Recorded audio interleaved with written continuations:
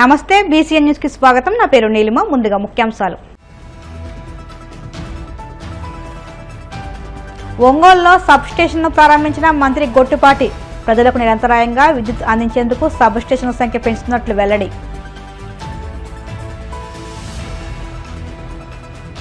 అనంతపురం జిల్లాలోకి ప్రవేశించిన తుంగభద్ర జలాలకు గంగపూజ చేసిన ఎమ్మెల్యే కాలువ శ్రీనివాసులు. ప్రతి రైతు సకాలంలో పంట సాగు చేసి నీటిని సద్వినియోగపరచుకోవాలని సూచన.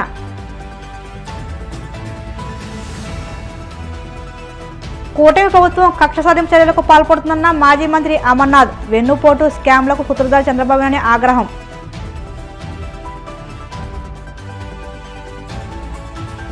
తిరుమల శ్రీవారిని దర్శించుకున్న పలువురు ప్రముఖులు. ఆలయ మర్యాదలతో స్వాగతం పలికిన అధికారులు.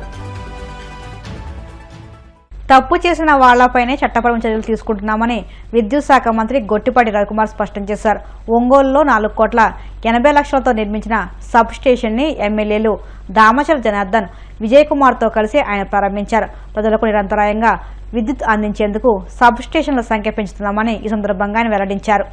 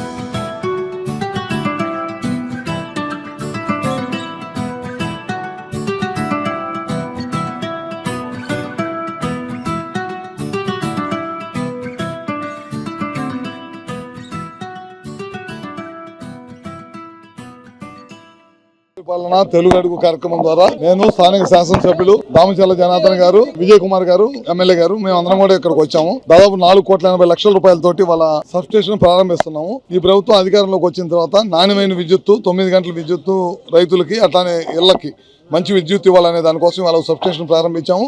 ఇంకో సబ్ స్టేషన్ భూమి పూజ చేస్తున్నాం. టౌన్ లో ఎప్పటి నుంచో ఏలాడతారు వైర్లు, ఇబ్బందిగా ఉందని మెయిన్ సెంటర్ లో చెప్తే ఇప్పుడు ఆర్డీఎస్ఎస్ కింద దాదాపు 250 నుంచి 260 టవర్లు వేసి హైట్ లోకి తీసుకెళ్తున్నాం. అవన్నీ కూడా వాళ్ళు శంకుస్థాపన చేస్తున్నాం. సుపరిపాలన కార్యక్రమం ద్వారా పొద్దున్నే 2-3 వార్డుల్లో ప్రజలను కూడా కలిసాము. గ్యాస్ ఏ విధంగా అందుతుంది, పిల్లల చదువు కోసం తల్లికి వందనం కార్యక్రమం ద్వారా అందరూ కూడా డబ్బులు వేసాం, ఏ విధంగా వెళ్తున్నాయి, రాబోయే రోజుల్లో తొందరగా గ్యాస్ ఇస్తున్నాము, ఉచితంగా బస్సు ప్రయాణం ఇస్తాము, పెన్షన్లు చాలా పెద్ద ఎత్తున పెన్షన్లు ఇస్తా ఉన్నాం. ఈ కార్యక్రమం ఈ ప్రభుత్వం అధికారంలోకి వచ్చిన తర్వాత సంవత్సరంలోనే ఏదైతే ఎలక్షన్ ముందు హామీ ఇచ్చామో అన్నింటినీ ఒకదాంతరతోటి చేసుకుంటా ముందుకెళ్తుంది ఈ ప్రభుత్వం. తప్పుడు కేసులు ఎక్కడ పెట్టదు ఈ ప్రభుత్వం. అసలు కక్షాదింపే చేయదు. ఎవరైతే తప్పు చేశారో వాళ్ళని చట్టపరమైన చర్యలు తప్పక ప్రభుత్వానికి ఎవరి మీద కక్ష సాధింపు అనేది ఈ ప్రభుత్వానికి లేదు. ఎక్కడికైనా ఇక్కడ నుంచి నేను సవాల్ ఇస్తున్నాను వాళ్ళందరికీ, ఎక్కడికైనా మనం చెప్పిన పథకం చేయలేదని వాళ్ళు ఒక్కసారి ఎక్కడైనా చెప్పనని.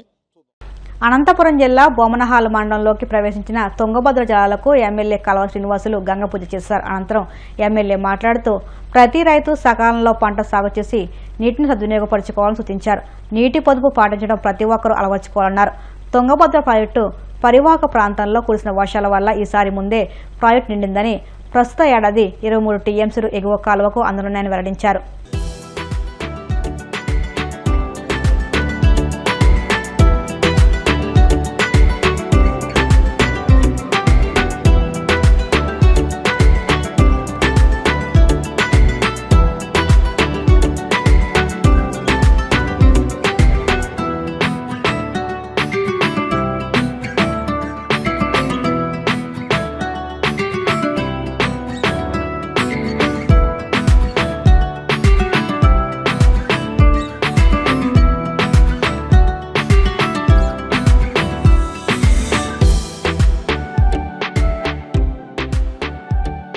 అనంతపురం జిల్లాకు జీవనాడి లాంటి తుంగభద్ర ఎగువ కాలువకు సరిహద్దులో గంగ పూజ చేశాం. మునుపెన్నడూ లేని విధంగా మొట్టమొదటిసారిగా జూలై 20 తేదీ లోపలే 4వ వారంలో లేదా ఆగస్టులో ఎప్పుడు నీళ్లు తీసుకునే వాళ్ళం. ఈసారి ఎగువన కురిసిన వర్షాలకు తుంగభద్ర జలాశయానికి ముందుగానే నీళ్లు రావడం, తుంగభద్ర జలాశయం నిండి కిందికి నీళ్లు వెళుతున్న నేపథ్యంలో అత్యవసర మరమ్మత్తు పనులు జరుగుతున్న లైనింగు యూటీ పనులను యుద్ధ ప్రాతిపదికన పూర్తి చేసి కాలువకు మొట్టమొదటిసారిగా అతి తక్కువ సమయంలో పనులు చేసిన చరిత్ర సృష్టించాం. తుంగభద్ర రిజర్వాయర్ లో ఎప్పుడో 6 దశాబ్దాల కిందట ఏర్పాటు చేసిన గేట్లు బలహీనం కావడం, గత సంవత్సరంలో ఒక గేటు కొట్టుకుపోవడం మనమంతా చూసాం. అదృష్టం కొద్దీ తర్వాత వర్షాలు బాగా రావడం వల్ల మనకు ఎలాంటి ఇబ్బంది లేకుండా నీళ్లు తీసుకోగలిగినాం. రికార్డు స్థాయిలో అంటే బచావత్తు అవార్డు ప్రకారం 32 టీఎంసీలు మనకి రావాల్సి ఉంటే 32.5 టీఎంసీలు అంతే పరిమాణంలో మొట్టమొదటిసారిగా గత సంవత్సరం తీసుకోగలిగినాం. ఇది కూడా ఒక రికార్డు. మన వాటా తక్కువ ఉన్నా కేసీ కెనాల్ వాటాలో కొంత తీసుకొని ఎప్పటికప్పుడు ప్రభుత్వంతో చర్చించి ఆర్థిక శాఖ మంత్రి పయ్యావుల కేశవ్ గారు నేను సకాలంలో ప్రభుత్వం దృష్టికి ఈ జిల్లా రైతాంగం పరిస్థితిని తెలియజేసి ఎక్కువ నీటిని తీసుకురాగలిగాం. ఈ సంవత్సరం కూడా మన వాటా 23 టీఎంసీలుగా నిర్ణయించింది తుంగభద్ర బోర్డు. నాకు నమ్మకం ఉంది ఈ వాటా ఇంకా పెరుగుతుంది. తప్పకుండా మంచి వర్షాలు ఉన్నాయని వాతావరణ శాఖ చెప్తున్న నేపథ్యంలో ఇంకా అదనంగా కోటా తీసుకొస్తాం. ఎలాంటి డోకా లేదు. రైతులందరినీ నేను ఒకటే విజ్ఞప్తి చేస్తా ఉన్నా, నీరు అనేది చాలా విలువైనది, పవిత్రమైనది. దీన్ని మనం ఎంత పొదుపుగా వాడుకుంటే అంత మంచిది. మిగతా రైతులకు ఇది ఉపయోగపడుతుంది. కాబట్టి అనవసరమైన వృధా ఎక్కడా కాకుండా అధికారులకు సహకరిస్తూ పంటలు సక్రమంగా పండించుకోవడానికి ఎలాంటి ఇబ్బందులు లేకుండా చూస్తాం. మీరు అధిక దిగుబడులు సాధించి మీరు ఆనందంగా ఉంటేనే ప్రజాప్రతినిధులుగా మాకు కూడా సంతోషం అనిపిస్తుంది. కాబట్టి రైతు సోదరులందరికీ నేను కోరేది 2 విషయాలు. సకాలంలో పంటలు పెట్టుకోండి, తక్కువగా నీటిని వాడుకోండి, నీటి వృధాను ఎక్కడికక్కడ అరికట్టండి. అందరికీ నీళ్లు అందే విధంగా సమిష్టి బాధ్యతగా ఈ నీటిని సద్వినియోగం చేసుకుందామని నేను మనవి చేస్తాను. ప్రజలకు మంచి చేయడం, ఇచ్చిన హామీలన్నింటినీ నెరవేర్చడంలో మాజీ CM Jaganmohan Reddy big boss అయితే వెన్నుపోటు పడవడం, స్కామ్లు చేయడంలో చంద్రబాబు బిగ్ బాస్ అని మాజీ మంత్రి గుడివాడ అమర్నాథ్ అన్నారు.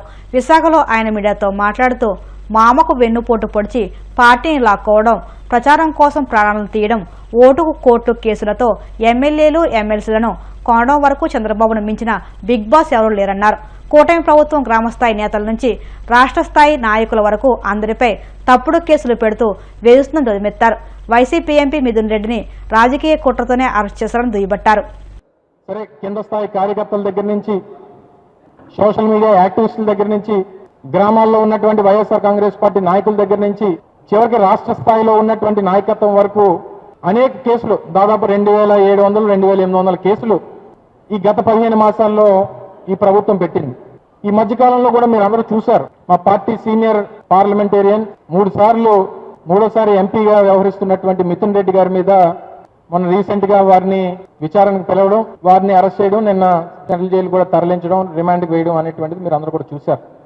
వాస్తవానికి రాష్ట్రంలో ఉన్నటువంటి ఇన్వెస్టిగేషన్ ఏజెన్సీస్ రాష్ట్ర ప్రభుత్వం కింద అనేకమైనటువంటి ఉంటాయి, లేదా వీరు నియమించినటువంటి స్పెషల్ ఇన్వెస్టిగేషన్ టీమ్స్ ఉంటాయి. ఈరోజు ప్రధానంగా నడుస్తున్నటువంటి ఈ సిట్ ఎంక్వైరీ, ఈ లిక్కర్ దాని మీద ఏదైతే ఈ అక్రమ కేసు ఏదైతే ఉందో, ఈ అక్రమ కేసు మీద నడుస్తున్నటువంటి సిట్ ఎంక్వైరీ, సిట్ని నియమించారు. ఇందులో కొంతమంది అధికారులని పెట్టడం జరిగింది. కానీ తీరా చూస్తే అసలు సిట్ ఎంక్వైరీ అనేటువంటిది అందులో ఉన్నటువంటి అధికారులు చేస్తున్నారా, లేకపోతే ఈ రాష్ట్రంలో ఉన్నటువంటి 2 ప్రధానమైనటువంటి పత్రికలు, తెలుగుదేశం పార్టీకి గెజెట్ పేపర్ లాంటి 2 పత్రికలు, ఈ ఈనాడు, ఆంధ్రజ్యోతి చేస్తున్నటువంటి ఈ వీరి విచారణని సిట్టు వారి విచారణగా టేకప్ చేస్తున్నా అనేటువంటి అర్థం కావట్లేదు. ఎందుకంటే ఏదన్నా ఒకరి మీద ఒకరిని అరెస్ట్ చేసేబోయే ముందో, లేదా పలానా వ్యక్తిని రిమాండ్కి తీసుకునేటువంటి దానికి ముందో ఓ ప్రధానమైనటువంటి స్టోరీ వస్తుంది. దీన్ని ఏ రకంగా ప్రజల్లో తాలూకా దృష్టిని మరల్చాలి, ఏ రకంగా ప్రజల్ని దాని మీద శ్రద్ధ లేకుండా చేయాలనేటువంటి దాంట్లో భాగంగా ఈ అక్రమమైనటువంటి కేసులు, అరెస్టులు. ఇప్పుడు నాకు అధికారం ఉంది కాబట్టి ఏదో రకంగా వారిని ఇబ్బంది పెట్టాలి అనేటువంటి ఒక తాపత్రయం మాత్రమే కనబడుతుంది తప్ప ముఖ్యమంత్రి గారికి, ఇప్పుడున్నటువంటి ప్రభుత్వానికి ఏమీ లేనటువంటి, ఏ రకమైనటువంటి ఎవిడెన్స్ లేకుండా మూడోసారి ఎంపీగా పనిచేస్తున్నటువంటి మిథున్ రెడ్డి గారిని అరెస్ట్ చేశారు. మళ్ళీ దీనికి లింకు మిథున్ రెడ్డి గారు అయిపోవడం మళ్ళీ జగన్మోహన్ రెడ్డి గారి మీద. జగన్మోహన్ రెడ్డి గారి మీద ఈ రకంగా తప్పుడు కథనాలు రాయడం, ఆయన్ని మళ్ళీ అంటే దీని ప్రకారం మళ్ళీ జగన్మోహన్ రెడ్డి గారిని కూడా ఏదో రకంగా అరెస్ట్ చేయాలనేటువంటి ప్రయత్నం కనబడతా ఉంది. దీనికి మళ్ళీ బిగ్ బాస్ జగన్. దేనికి బిగ్ బాస్ జగన్? ఈ రాష్ట్రంలో అనేక వ్యవస్థల్లో మార్పులు తీసుకుని వచ్చి అనేక అభివృద్ధి కార్యక్రమాలు చేసి పోర్టుల నిర్మాణం, ఎయిర్పోర్ట్ నిర్మాణం, మెడికల్ కాలేజీల నిర్మాణం, ప్రభుత్వ పాఠశాలల నిర్మాణం, గ్రామ సచివాలయ వ్యవస్థలు, ఇలాగ అనేక రకాలైనటువంటి మార్పులు తీసుకొచ్చిన దాంట్లో బిగ్ బాస్ జగన్. చంద్రబాబు నాయుడు గారు నా ఉద్దేశంలో ఆయన బిగ్ బాస్ జగన్ కంటే పిల్లనిచ్చినటువంటి మామని వెన్నుపోటు పొడిచి ఆ పదవి లాక్కోవడంలో బిగ్ బాస్ చంద్రబాబు నాయుడు గారు. అది రాజకీయంగా కుట్రల మీద, కుట్రలు, కుతంత్రాలు, వెన్నుపోట్ల మీద రాజకీయంగా ఎదిగినటువంటి దాంట్లో బిగ్ బాస్ చంద్రబాబు నాయుడు గారు. తను ముఖ్యమంత్రి అయినటువంటి తొలినాళ్లలోనే ఏలేరు స్కామ్ మీ అందరికీ తెలుసు. మా అయితే ఎకరానికి, మీ అందరూ వ్యవసాయ కుటుంబాల నుంచి వచ్చారు, మనకు కాస్త అవగాహన ఉంది దాని మీద. ఎకరానికి ఎన్ని చెట్లు ఉంటాయి? కొబ్బరి చెట్లు 40 నుంచి 50 మ్యాక్సిమం. కానీ ఏలేరు స్కాము అప్పట్లో రైతుల దగ్గర నుంచి కొట్టేసినటువంటి డబ్బుల్లో ఎకరానికి 1000 చెట్లు చంద్రబాబు నాయుడు గారి హయాంలో ఆయన ముఖ్యమంత్రిగా ఏలేరు స్కాము. 7 కేసుల్లో బెయిల్ మీద ఉన్నాడు చంద్రబాబు నాయుడు గారు. స్టే తీసుకుని వచ్చి బెయిల్ మీద ఉండి ఈరోజు మనందరికీ నీతులు చెప్తుంటారు. ఈ స్టేలు తీసుకొచ్చిన దాంట్లో బిగ్ బాస్. కలియుగ దైవం తిరుమల శ్రీ వెంకటేశ్వర స్వామివారిని పలువురు ప్రముఖులు దర్శించుకున్నారు.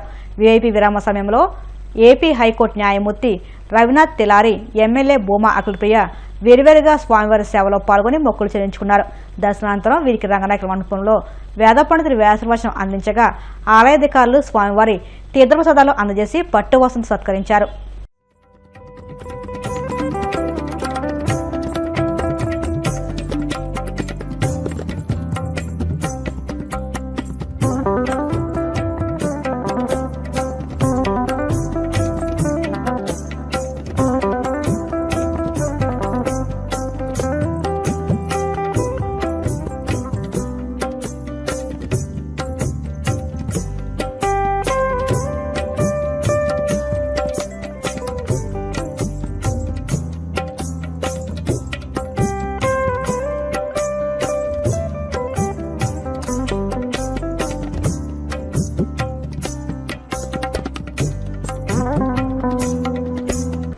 ఇప్పుడు కాసేపు ప్రకటనలు.